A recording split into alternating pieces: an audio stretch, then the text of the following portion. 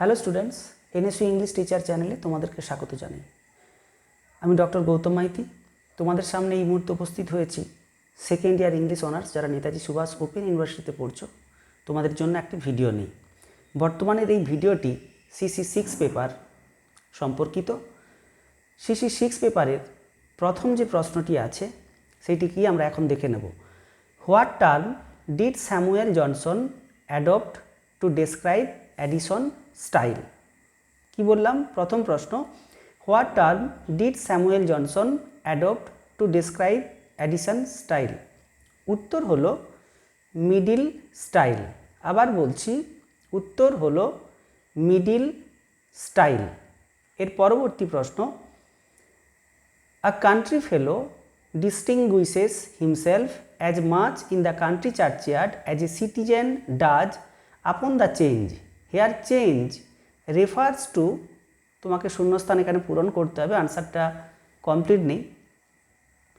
তো সঠিক উত্তর হচ্ছে দ্য এক্সচেঞ্জ অফ লন্ডন।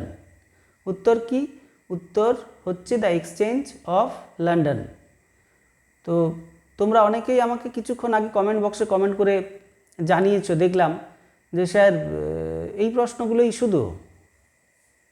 তো আমি কতগুলো প্রশ্ন হবে বা কী হবে এই সম্পর্কিত ভিডিও একটি অলরেডি বানিয়ে রেখেছি পরীক্ষার পদ্ধতি সম্পর্কে। যদি কারো কনফিউশন এখনও থাকে তো আমার মনে হয় আমার আগের ভিডিওগুলো একবার দেখে নেবে, যেখানে প্রসেস অফ অ্যাসাইনমেন্ট সাবমিশন সেই সম্পর্কিত নিয়মগুলো আলোচনা করা হয়েছে। বোধহয় তোমরা এই ভিডিওগুলি ঠিকঠাক করে দেখোনি, সেই জন্যই কনফিউশনটা এসেছে। তো যদি এরকম কারো ডাউট থাকে আমার মনে হয় ওই ভিডিওটি, পুরনো ভিডিওটি একবার দেখে নেবে। আরও একটা কথা, তোমরা অনেকেই আমাকে অন্যান্য সাবজেক্টগুলোতে কিছু অ্যাসাইনমেন্ট দিতে বলেছো, বিভিন্ন ক্লাস বলছো, পাস, কম্পালসারি, বিভিন্ন পেপার থেকে বিভিন্নজন রিকোয়েস্ট করেছো। কিন্তু এটা তো ঠিক, সব সাবজেক্টের আমি আমার পক্ষে তোমাদের এই যে এক্সপেকটেশান সব পূরণ করাটা আমার পক্ষে তো খুবই চাপের। আর বিশেষত আমার সাবজেক্ট তো একটাই, আমার সাবজেক্ট ইংলিশ। তো সেক্ষেত্রে আমার পক্ষে অন্যান্য সাবজেক্ট তার আনসার বানিয়ে দেওয়াটা কী করে সম্ভব? তো যাই হোক, চেষ্টা করছি আমি যতগুলো আনসার তোমাদের বানাতে পারি ইংলিশ সম্পর্কিত। তো দেখো পরের প্রশ্ন, হু is considered as the greatest modern translator of the 16th century? কি বললাম? প্রশ্নটি আরেকবার বলছি, ভালো করে শুনে নাও।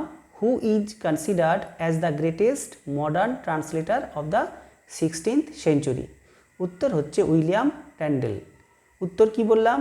William Tyndale. The first book of the Tristram Shandy, পরের প্রশ্ন বলছি, the first book of the Tristram Shandy consist of,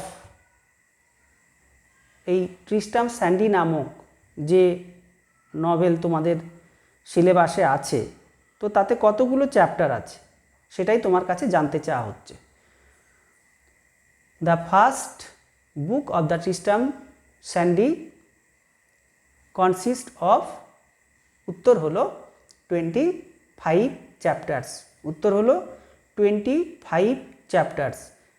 এর পরের প্রশ্ন, question number 5, the Spectator ran for the period. প্রশ্ন আবার বলছি, the Spectator ran for the period. তো স্পেকটেটরকে আমরা কোন সময়টায় দেখি সেই সময়ের কথা আমরা জানতে চাইছি। এখানে প্রশ্নটার মধ্যে জানতে চাওয়া হচ্ছে কোন সময়ের কথা ওখানে উল্লেখ আছে, বা দ্য স্পেকটেটর কোন সময় রিলেটেড। উত্তর হচ্ছে 1711 থেকে 1712।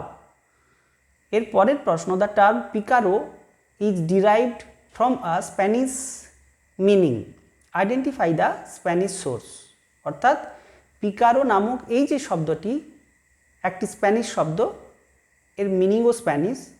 তো তোমরা কি জানো এর মিনিংটি কি? সেটাই কিন্তু প্রশ্নের মধ্যে জানতে চাওয়া হচ্ছে, আইডেন্টিফাই দ্য স্প্যানিশ সোর্স। উত্তর, তো উত্তরের আগে বলি আমি, এখানে দুটো উত্তর প্রায় কাছাকাছি আছে। উত্তরটি ভালো করে আমার আগে শোনো, তারপর ওখানে উত্তর যখন দেবে ভালো করে দেখবে, তারপরে উত্তরটি দেবে। না হলে কিন্তু দুটো প্রশ্ন প্রায় কাছাকাছি থাকার জন্য, উত্তর দুটো কাছাকাছি থাকার জন্য তোমরা হয়তো ভুল করে অন্যটা মার্ক করতে পারো। তো সেক্ষেত্রে খুব সাবধান। সঠিক উত্তর শুনে নাও। সঠিক উত্তর হচ্ছে আর রোগ অর ভ্যাগাবন্ড। উত্তর আবার বলছি, আর রোগ অর ভ্যাগাবন্ড। এর পরের প্রশ্ন, what are the themes in the 18th century novel. কি বললাম? What are the themes in the 18th century novel. উত্তর হচ্ছে, এখানে অনেকগুলোই উত্তর আছে। তো উত্তর বিভিন্ন অ্যাঙ্গেল থেকে দেখলে বিভিন্ন উত্তরগুলো একই রকম মনে হতে পারে। তো সেক্ষেত্রে আমার মনে হয় অল অফ দ্য অ্যাবাভ আনসারই সঠিক হওয়া উচিত। এর পরের প্রশ্ন, খুব লেংদি একটি লাইন তুলে দেওয়া হয়েছে এখানে। লাইনটি কি আছে দেখব। Read not to contradict and confute, nor to believe and take for granted, nor to find talk and discourse, but to weigh and consider, identify the source of the text. তোমার সামনে এখন যে প্রশ্ন বা যে লাইনটি উপস্থাপিত করা হলো, সেই লাইনটি কোন টেক্সট থেকে নেওয়া হয়েছে? তো বেকনের লেখা একটি এসে, তোমরা পড়েছো অনেক, টেক্সটের নাম হচ্ছে অফ স্টাডিজ। সেটি হচ্ছে এখানে উত্তর। উত্তর কি? আবার বলছি, উত্তরের নাম হচ্ছে অফ স্টাডিজ। প্রসঙ্গত বলি, এই চ্যানেলটি যারা এখন দেখছো এই মুহূর্তে, তারা যদি নতুন হও আমার চ্যানেলে, তাহলে এই স্টাডি NSOU ইংলিশ সংক্রান্ত যে স্টাডি, যে লেসন আমরা এই চ্যানেলের মধ্যে পাবো, তার জন্য আমি আশা করছি তোমরা সকল যারা নতুন সাবস্ক্রাইবার আছো এই চ্যানেলটিকে সাবস্ক্রাইব করবে। এবং শুধুমাত্র অ্যাসাইনমেন্ট শেষ হয়ে যাওয়া মানে এখানেই সব শেষ নয়, কারণ এর পরবর্তী সময়ে আমি চেষ্টা করছি বিভিন্ন সিলেবাস সংক্রান্ত যে সমস্যাগুলো তোমাদের থাকবে, অর্থাৎ NSOU ইংলিশ সংক্রান্ত যে সমস্যাগুলো থাকবে চ্যাপ্টার ওয়াইজ কিছু কিছু যদি আলোচনা করা যায়। তবে হ্যাঁ, অবশ্যই সেক্ষেত্রে তোমাদেরকে কমেন্ট বক্সে কমেন্ট করে জানাতে হবে কোন পেপার বা কোন টপিকগুলো আলোচনা করলে ভালো হয়। সেক্ষেত্রে আমি সেই চ্যাপ্টারগুলো বা সেই টপিকগুলোর উপরে সাবস্টেন্স বলো বা সামারি বলো বা সাজেশান যদি প্রয়োজন হয়, যদি আলোচনা করার সম্ভব হয়, আমি করব। কিন্তু সেক্ষেত্রে তোমরা কমেন্ট বক্সে কমেন্ট করে জানাবে, নাহলে আমার পক্ষে বোঝা সম্ভব হবে না তোমাদের সমস্যাগুলো ঠিক কোন কোন জায়গাতে। আর চ্যানেলটি যদি ভালো লাগে, যদি মনে হয় তোমাদের এই চ্যানেলটি কোনো কাজে লাগছে, তাহলে অবশ্যই তোমরা লাইক করবে আর বন্ধুদের মাঝে শেয়ার করবে। এর পরের প্রশ্ন, what type of satire is Gulliver's travels. কি বললাম প্রশ্ন? অ্যানাদার একটি নভেল থেকে এই প্রশ্নটি করা হয়েছে। What type of satire is Gulliver's travels. তো প্রশ্নের সঠিক উত্তর মেনিপিয়ান স্যাটায়ার। কি বললাম?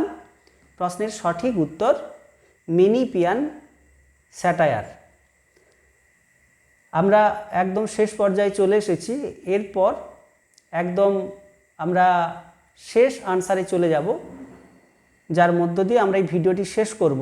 কিন্তু একটা কথা বলি, একজন স্টুডেন্ট আমাকে ফোন করেছিল কিছুক্ষণ আগে, বললে স্যার নেটওয়ার্কের প্রবলেম হচ্ছে কি সার্ভারের প্রবলেম হচ্ছে, আমি স্যার বুঝতে পারছি না কি করব। তো তোমাদের কি কারো প্রবলেম হচ্ছে এরকম সার্ভার সংক্রান্ত? আমাদের এখানে কিন্তু সার্ভারের কোনো প্রবলেম নেই, আমি যেটুকু দেখলাম।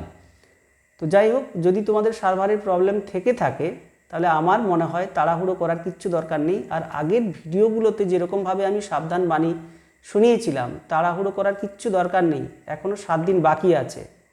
তোমরা কেন এত তাড়াহুড়ো করছো? অনেকে রিফ্রেশ করছো, অনেকে বলছো স্যার রিফ্রেশ কতবার করব। রিফ্রেশ কতবার করব, করছোই বা কেন? সেটাই তো বুঝতে পারছি না। পরীক্ষা কি শেষ হয়ে গেল আজ নাকি? সেক্ষেত্রে কিন্তু সমস্যায় পড়বে।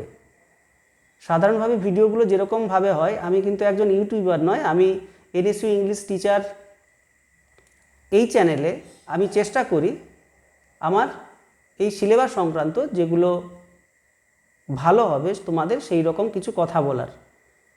তো আমি চেষ্টা করব তোমরা তাড়াহুড়ো করো না, সঠিকভাবে পরীক্ষাটা দাও। এখনও অনেক সময় বাকি আছে, 14 থেকে 21 তারিখ পর্যন্ত তো আমাদের হচ্ছে পরীক্ষাটা।